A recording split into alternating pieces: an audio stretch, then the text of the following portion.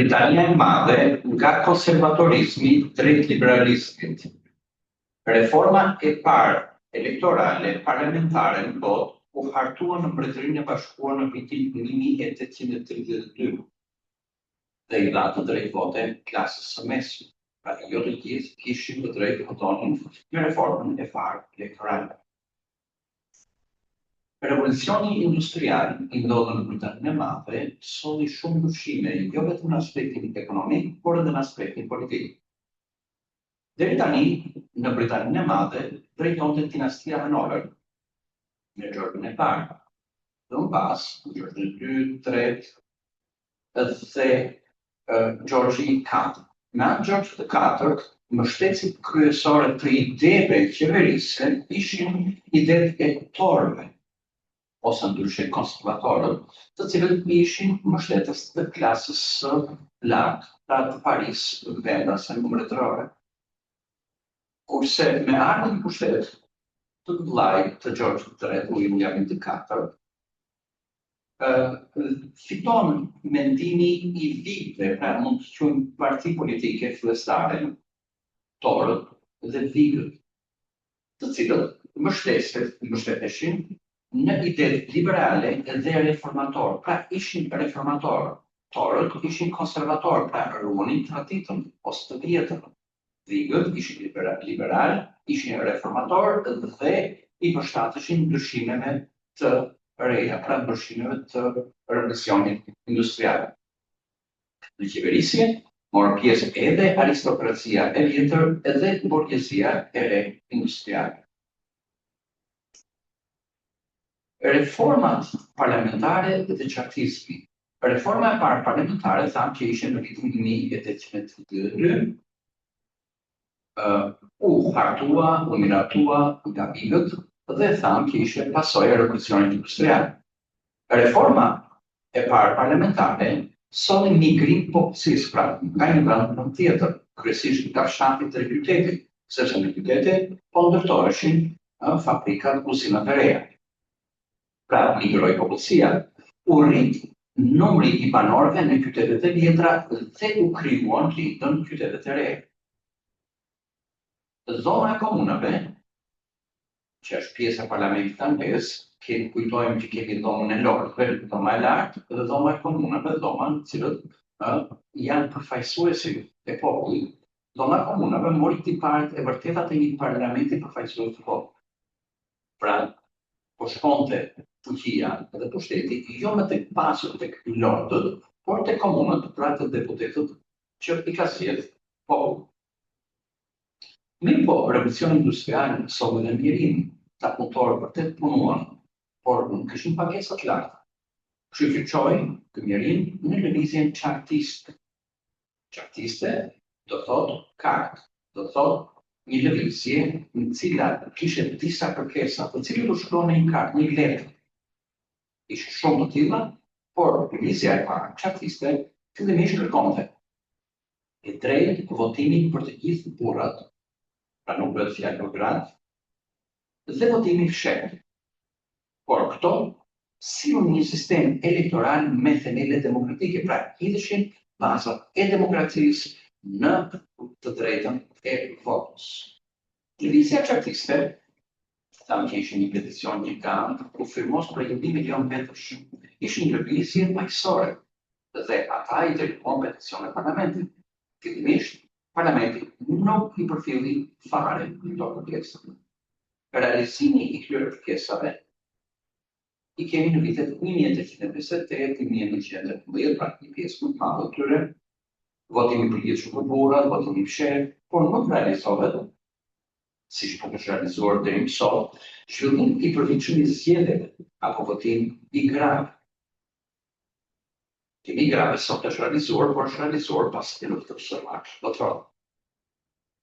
Reforma parlamentare elektorale në Britaninë e Madhe i kemi të parë në vitin 1932, fiton klasa e mesme, e dyta 1967 punëtor të qyteteve, e treta votimi fshehtë, e katërta 1984 punëtor të zonave rurale, njësohet e drejta e votimit për të gjithë burrat, pra njësimit drejt të votimit, do të thotë çdo burg vota e tij ka peshë një lloj me çdo burg tjetër.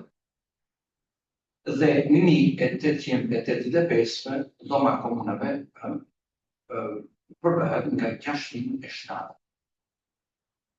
Këto reforma elektorale dhe të drejta të votave quhen në liberalizëm, pra kalim në një ekonomi të tregut të lirë, në ekonomi kapitaliste dhe dhanë të drejtë vote pra demokraci për masën e madhe të popullit.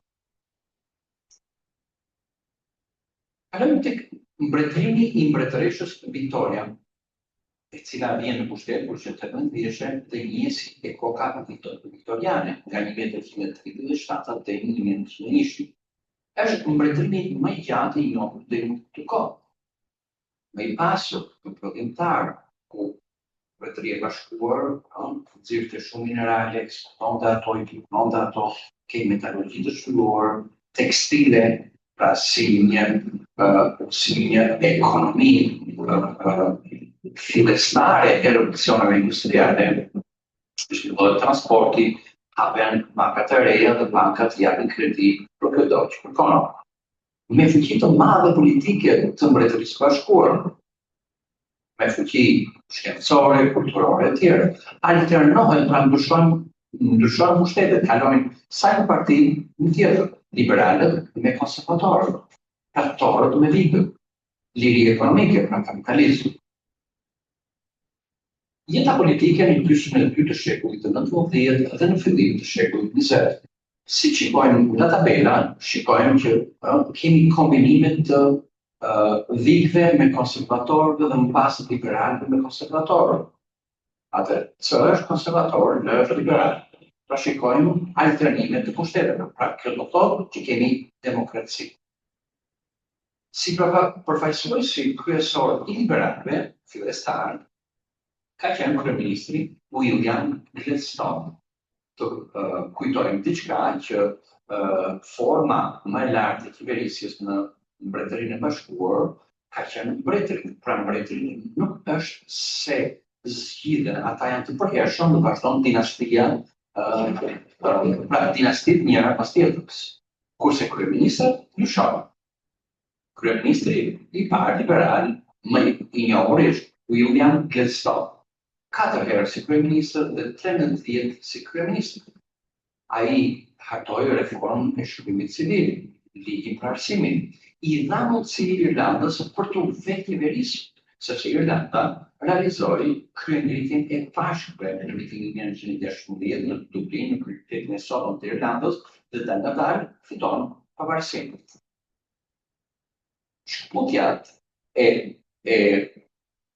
Irlandës me anë kryengritjes së bashkuar në vitin 1916 në Dublin, e cila shënoi fillimin gradual të shkputjes nga Britania e Madhe.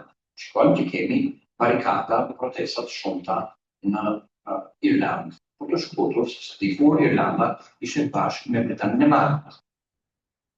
Formohet Partia Laboriste. Partia Laboriste lindi nga sindikata, një, Partia e Pavarur Laboriste, 2, dhe Shoqëria Fabiane 3. Çfarë ishin Fabianët? Ishin intelektualë të klasës së mesme. Nuk ishin revolucionarë, pra që kërkonin përmbysje të pushtetit ose ta merrnin pushtetin me dhunë, por ishin gradualistë, pra kërkonin që ndryshimet të bëheshin graduale. Riorganizohet shoqëria në çfarë themelit të saj, në sferën politike kemi demokraci të pakufizuar, dhe në bazë të demokraci përfaqësuese. Në sferën ekonomike kemi socializëm, do të thotë që kujdesi më të madh për klasën punëtore. Demokracia britanike në vitin 1914 dobëson kompetencat e dhomës së lordëve, pra dhomës së lartë, zgjerohen shërbimet sociale. Kemi skandalin qeveritar Marconi Kompani, ku përfaqësues të lartë qeverisë kishin marrë informacione që Marconi Kompani do fitonte dhe do ishte fituese e investimeve publike lidhur me transmetimin e valëve të radios dhe blejnë aksionet të kjo kompani. Që do thotë, do kishin fitimin të sigurt më vonë. Kjo shtua dhe kjo quhet një skandal. Grevat e viteve 1911-1912, pra para luftës së parë botërore. Lëvizja sufrazhiste, lëvizje e cila I dha të drejtë vote gratë. Pas luftës së parë botërore, gratë siguruan të drejtën e votës në Britani dhe në një pjesë të vendeve të Europës Veriore dhe Europës Perëndimore, aty ku revolucioni industrial kishte filluar të vinte rrenjt e tij. Dhoma e komunave deputetët zgjidhen dhe forcohen por pije, pra dhoma e lorë, dhoma e të pasur e të lartë e njerëzve drejtues të vendit, kryesor të pasur. Pra, kjo ngelet një dhomë formale me më pak fuqi të pushtetit.